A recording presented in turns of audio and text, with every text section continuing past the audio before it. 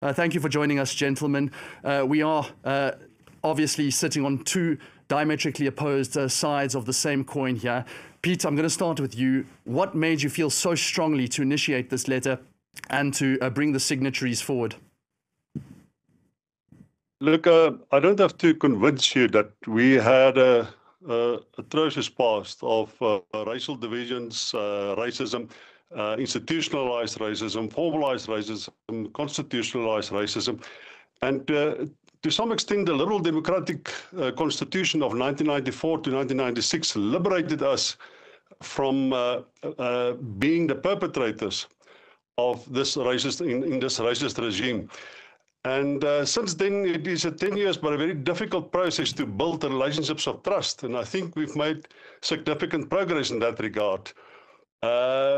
So when Donald Trump, and I think our argument was that it's part of the Trump regime, the Trump administration, the way that they portray or the way that they understand their own race relationships in America, that they seek to, in some other way, export that by latching onto Afrikaners in South Africa, and in the process tainting the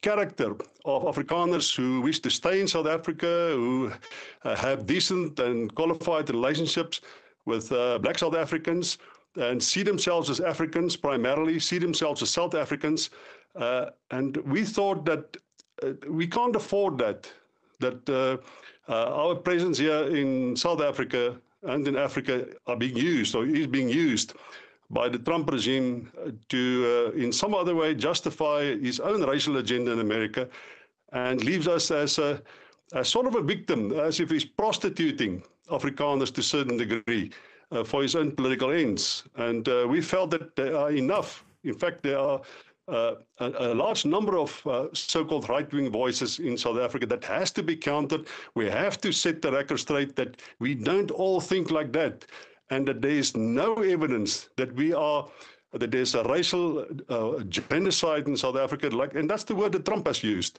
and that there's no, our future in this country is not being threatened by the fact that we are white and that the majority of this country, the people, are black.